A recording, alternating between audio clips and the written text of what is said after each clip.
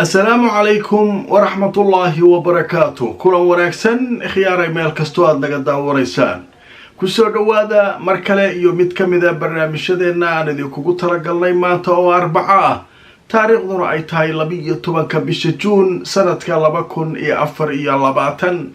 برنامجكو وكي ugu horeeyay barnaamijyada inuu maanta idiin soo gudbin doono haddii Allah awood leeyahay uu ka raali noqdo. haddaba barnaamijka waxaan idinkugu soo gudbin doonaa macluumaadka iyo wararkii ugu dambeeyay ee soo kordhay intii aynu kala maqnayn. haddaba qodobada barnaamijka aan idinkugu hayo waxaa ka mid ah Israa'iil oo qiratay in laga dilay saraakiil iyo askar dagaal culus oo ka socda qaybo kala duwan oo ka mid ah marinka Gaza iyadoo ay isfarasaareen xogaga muqaawamada iyo ciidanka Israa'iil. waxaa soo kale barnaamijkan idinkugu soo gudbin doonaa midowga Yurub oo walaac fara badan ka qaba ilaa 2,000 oo baabuur oo gurmad wada oo ku sugan meel ku dhow xuduudda Masar ee macbarka Rafah kuwaas oo la doonayo inay galaan marinka Gaza. haddaba sidee lagu gelin karaa xilli ay Israa'iil u fadhido albaabka halkii ay gargaarkaasu ka gudbi lahaayeen. haddaba tafaasiil iyo warbixino laga qoray sheekada barnaamijka ayaan idinkula wadaagi doonaa.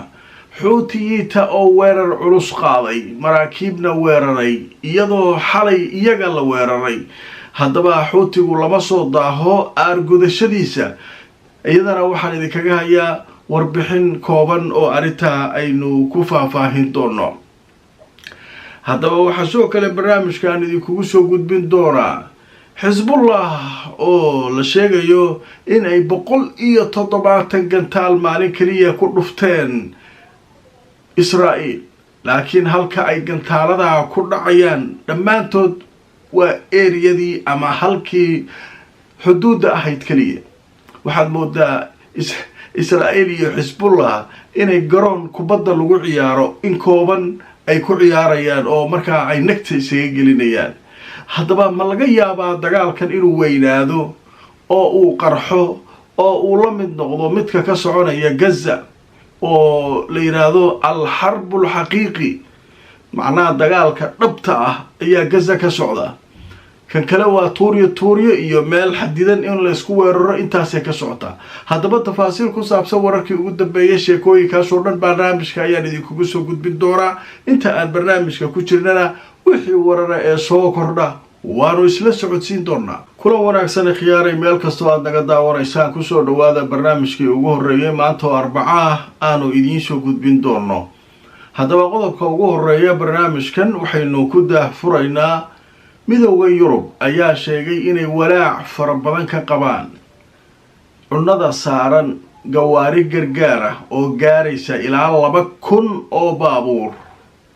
oo ku xaniban xuduudda Masar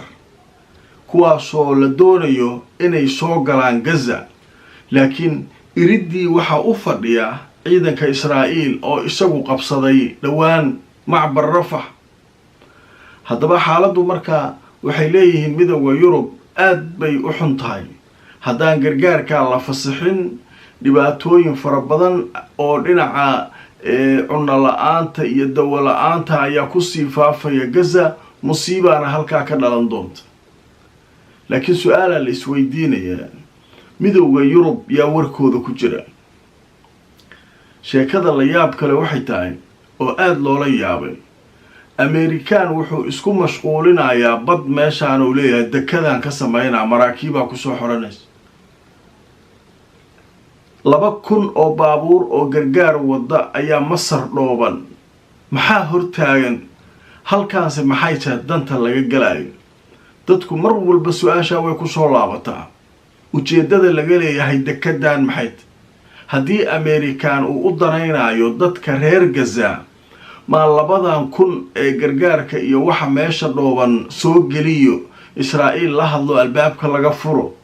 maxaa cilado meesha ka jirta? markaa sheekooyinka halkaa ka jira iyo hagardaamooyinka shacabka falastiin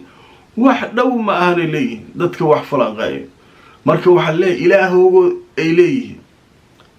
jallaafa meel walba uga socoto,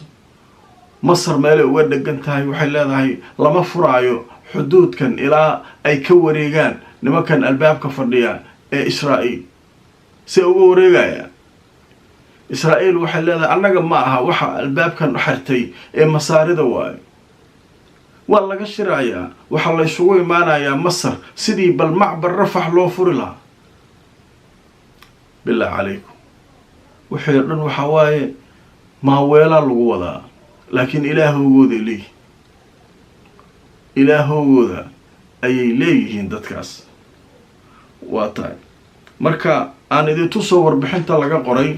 midowda yurub ayaa sheegay in ka badan 2,000 oo baabuur oo xamuul ah oo gargaar wada inay ku xaniban yihiin macbarka la yiraahdo rafax ee xuduudda u dhaxaysa falastiin iyo masar. midowda yurub ayaa talaadadii shalayto waxaa war ay soo saareen gelinkii dambe ay ku sheegeen in 2,000 oo baabuur oo kuwa xamuulka qaada oo gargaar bini'aadanimo wada oo badeecooyin xataa qaarkood ay wadaan ay ku xaniban yihiin dhinaca masar oo xuduudka macbarka la yiraahdo rafax ee marinka gaza. haddaba hay-adda guud ee u qaabilsan midowda yurub dhinaca ilaalinta dadka rayidka iyo gargaarka bani-aadanimo ayaa waxay soo dhigtay boggeeda X ama Twitterka in hawshaasu ay saameyn weyn ku yeelatay howlgallada militari ee Israa'iil ay ka wado deegaankaasi rafax oo markaa weli ay dhibaato weyn ay ku hayso gargaarkii halkaasuu ku geli lahaa. waxay intaa ku dartay hay-adda 2,000 oo baabuur oo kuwa gargaarka qaada bani-aadanimo inay markaa masar ku xaniban yihiin oo markaa soo gelidoodu ay markaasi adag tahay inta xaaladdu ay sidan tahay. waxayna ugu baaqeen masar iyo israa'iil inay markaa si degdega uga shaqeeyaan sidii gargaarka halkaa u geli lahaa. marka insha allah marka hawshaasu halkaasi maraysa. qodobkaas barnaamijka ugu horeeya halkaasaan kaga gudbaynaa. qodobka labaad ee barnaamijka aynu ku falanqaynayno waxa uu noqonayaa xisbullah iyo israa'iil xuduudda lubnaan. xisbullah iyo israa'iil nagtay iska geliyaan, maalin walba waxay isku garaacaan madaafiic, laakiin waa meel xadidan waayo. xataa maaragtay waxaan la yaabay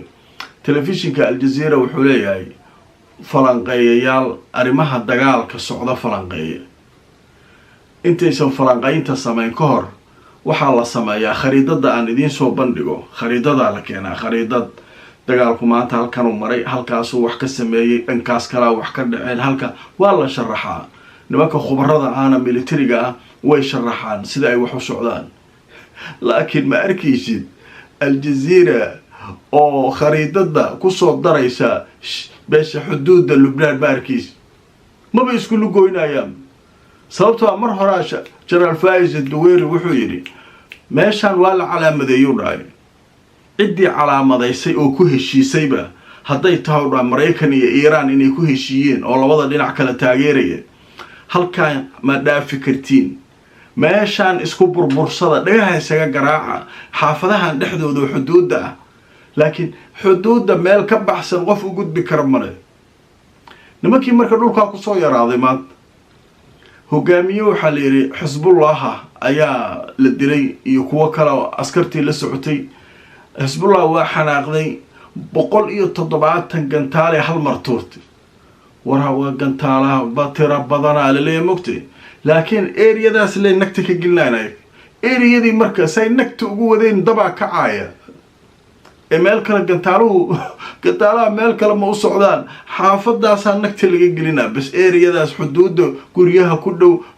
meeshaas le waayo, meesha dhagaha la iskaga garaaca. ogaada xisbullah kama tabar yara xamaas,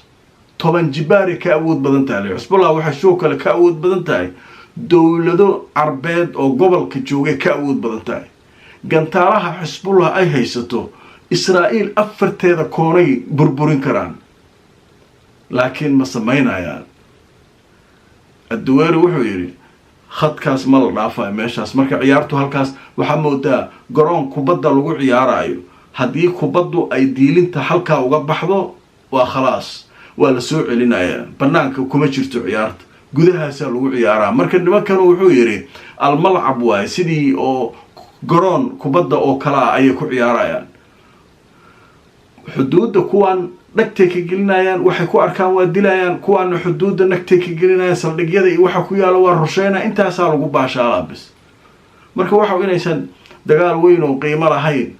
oo san naf lahayn hadda kadib wuxuu noqon doona lama yaqaan waxa ku garanay الجزيرة حتى علاش ما صارت حتى خريدة كما سميان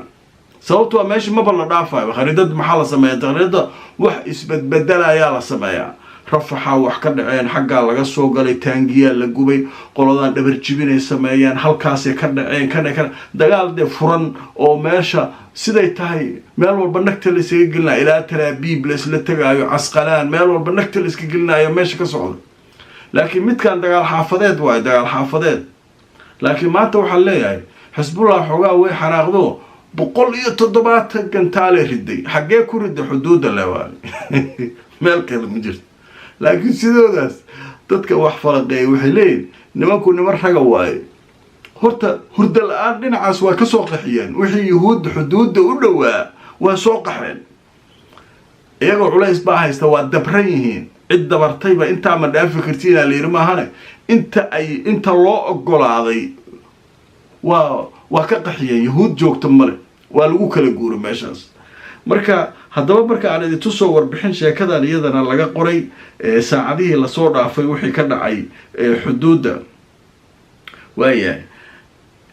waxa leeyahay in ka badan 170 saaruuq oo gantaal ayaa laga soo riday Lubnaan Israa'iil lagu dhuftay tan iyo bishii October markii sanadkii hore dagaalka uu ka bilowday Gaza haddaba warbixinta way sii socotay waxa leeyahay Israa'iiliyiintu waxay sheegeen 10 saaruuq oo dheeraad ah inay Lubnaan ka imaadeen oo ay ku dhaceen dhinaca waqooyiga Israa'iil waa area xuduudda 170 ay tirada guud gaaraysaa maalin kaliya ay soo tuureen Xisbullah dhanka kale Xisbullah waxay sheegeen hogaamiye sare oo ka tirsan ciidankooda in la dilay isaguna duqeymaha Israa'iil dhankeeda ka yimid askar kalena ay halka ku dhinteen qaarna ay ku dhaawacmeen marka nimanka xisaabtoodu waa xarataay ha isku wareerinin Xisbullah ya sana Xisbullah game-ka halkaas waa ciyaartu markay soo fogaato oo leeyahay Xisbullah waxay Talaabiib duqaysay Casqalaan duqaysay Xayfa duqaysay kana duqaysay markaas sheeko halkaas waa ka qarxaysa laakiin inta ciyaartu hal meel tahay xogaa naf male laakiin sidoodaasayba ku dadaaleen le Xisbullah inkastoo dabran yihiin haddana waa u hiiliyeen reer Gaza tuqtuqaysa ka wadan xuduudda dhan waa soo qixiyeen wixii dad jooga xuduudda iyo wixii guri ku yaala kulli waa lagu kala tagay meeshii kaymihii waa gubeen intii ayaga loo calaamadeeyay waa lagu kala tagaa lagu leeyahay laakiin iyagu inta ma dhaafi karaan marka Falastiiniyiin badan caraysan oo xataa ka mid yahay ninka la yiraahdo Abdulbaari Adwaan maalmo hore waa ka dhageysanay wuxuu leeyahay warniba kano sawaariiqda intaas ay ku qasaarinayaan hal mar ma soo daayaan dagaalka noo weyneeyaan culayska naga degay haddaan Falastiin noo ku leeyahay nimankan dagaalka haday noo weynaana sidoo kale waa fiican yihiin oo wax badan ay dhaamaan waa noo maaratay magangaliyaysiiyaan muqaawamada way taageeraan meelaha Iiraan ay hubka iyo tababarada u soo marayso Xisbullah waay laakiin qolaa ku dhagan marka waxa leeyahay intaan ha isku dhaafinina gobolka inuu dagaal weyn ka qarxa lama rabo labadiina hadaa isu dhaarsan tihiin garoonkan ku ciyaara leeyahay waa loo calaamadeeyay inta ma dhaafi kartaan Israa'iil waa booteene waxa leedahay dagaalka waa weyneyn doonaa midda ka socota waan Xisbullah halkaan ka qaylinaya laakiin inta ma la dhaafi karo Israa'iilna inta baxdo gantaala ku garaacdo Lubnaan caasimada Beirut meelahan nag ma ka gelinayso xuduuddaas ayaduna dhankaan nagta ka gelisaa kuwaanu nagta xaggaane nagta ka geliyaan marka xaalkaasu saas ula socda marka ama qashaan Xisbullah iyo halkaas iyo واكاس مركا hawshu marka halkaas maraysa haduu dagaalkaas fogaado uu kordhano waa arki doona laakiin maanta waxa leeyahay 170 gantaal xisbullah way xaraaqday ayay riday laakiin eeriyadii leeyahay meeshii xaafadihii leeyahay marka hawshaas halkaas ay kaga gudbaynaa xuutiga u gudbaynaa xuutiga xalay barnaamijkayga waxaan ku sheegay in weerar lagu qaaday xudayda 3 weerar oo dhinaca cirka ah sida warbaahinta taageerta kooxda ansaarullah ee dalka Yemen ay sheegeen 3 weerar oo kala duwan ayaa lagu qaaday waxba kama soo wareegan saaka aroortii iyaguna weerar kale qaadeen weerarkii marka hadalkoodii wali waa dhimay yaxya sariic ma hayno xuuti wali war kama soo bixin kullay waxba qabyo waxa u maleynaa markuu soo dhameystirto sida caadada u ah markaasuu sheegi doona laakiin hadda hay-adihii ingiriiska iyo kuwii bilaabay inay dhahaan weerara dhacay oo meesha ka dhacay khatar jirta waa kaas markay soo bilaabaan yaxya sariica imaana isagana wixii meesha ka dhacay noo sheegay laakiin hadda xaalku waa iska cusub yahay waxa la leeyahay waxa jira weerar dhinaca badda ah meel ku dhow xudayda wadanka Yemen sida ay sheegtay hay-adda howlgallada ganacsiga badda ee Britain waxay sheegtay in dhacdo ay ka dhacday meel 66 mayl dhinaca badda koonfur galbeed ka xigta xudayda halkaas oo maraakiib lagu weeraray laakiin tafaasiil badan laftirkeeda ma aysan sheegin laakiin halka nagta la iska galiyay xuutiga waa ajiib weerar lagu qaada waqti badan dhan ma ka soo wareeganayo jawaabta hore ka helaya nimankan nagto ka gelina hadii uu waayo xataa markab ganacsi iyo wax meesha maraa haduu waayo kuwa meesha fadhiya oo Mareykanka iyo waxba ilaalinayna leh kuwaasoo droonka sida roobka uga dhigaa nagto ka gelina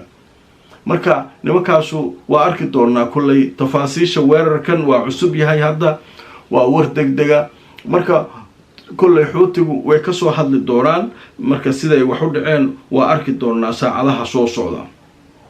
Gaza iyo dagaalkii aan u imaanayna ciidanka Israa'iil tawaqul ama ganid ayay waxay ku sameeyeen leeyahay xaafadda lira Az-Zaytuun markale dagaal iska caabin culus ayaa halka kala hor yimaadeen muqaawamada dagaalka xoogiisa laakiin wuxuu ka socdaa Rafah saacadihii la soo dhaafay waa la isku access mindida la isku afayst nimankii muqaawamada waxay rabaan ciidankan wadada dhirirsan ee Philadelphia jooga inay kala jaraan oo qaybna halkan u jaraan qaybna halkan u jaraan oo qaybta halka ay dhinaca geeska geystaan ay gooni halka marka nagta uga geliyaan Israa'iiliyiintuna way difaacayaan diyaaradaha duqeymaha dhin helicopteraha dhin dagaalka nagta la isku hayaa haddaba marka wararkii ugu dambeeyay ciidanka Israa'iil ay ka soo saareen dagaaladii ugu dambeeyay oo saakay la daabacay ayaan idin la wadaagayaa Al Jazeera waxay leedahay ciidamada Israa'iil waxay xaqiijiyeen inuu dhintay sargaal sare 3 kamida ciidankiisina ay maaratay waxa dhintay leedahay sargaal sare iyo 3 askartiisa kamida way dhinteen waxayna ka tirsanaayeen guutada leeraado Ghafaati haddaba waxa sidoo kale weerarkaasi ku dhaawacmay leeyihiin 6 kale oo kamida ciidanka guutadaas waxaana dhibaatadan ay ka dhacaysaa Rafah meesha la leeyahay warbixinta Al Jazeera way sii socotay waxay leedahay bayaan rasmi ah oo ay soo saareen militariga waxay ku sheegeen askarta la dilay iyo kuwa la dhaawacayba in weerar gaadma ah ay markaa ku waxyeeloobeen guri la miineeyay oo markaa 3 dabaq ka koobnaa ayaa lagu helay nimankaasu waxaana halka ku helay sida la leeyahay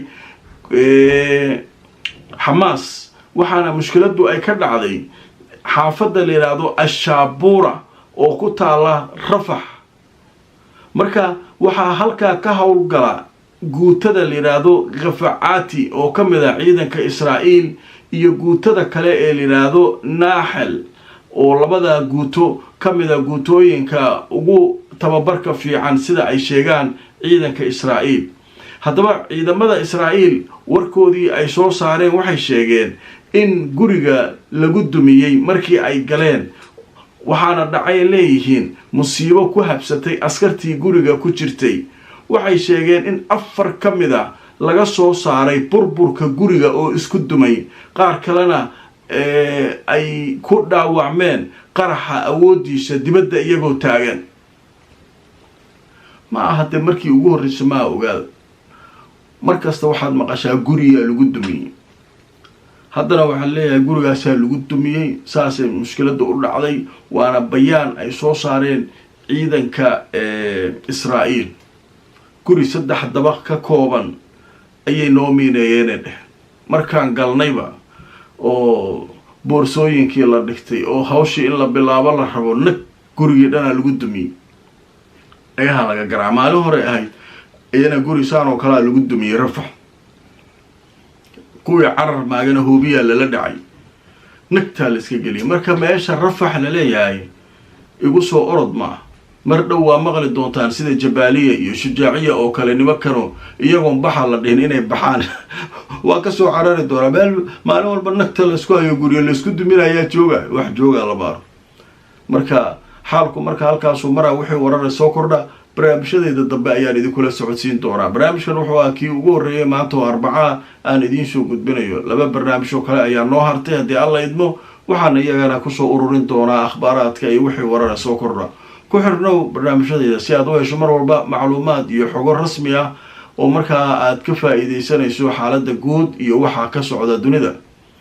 fariimaha noogu soo qor qaybta commentiska sidoo kale barnaamijka like garay oo share garay ha iloobin meel kasta oo aad naga daawanayso Facebook iyo YouTube labadaba haddaad ku cusub tahay subscribe saar YouTube-ka Facebook-kana follow garay si aad barnaamijyadeena u hesho mar walba inta aan mar kale kulmayno haddii alla idmo sidaas iyo nabadgelyo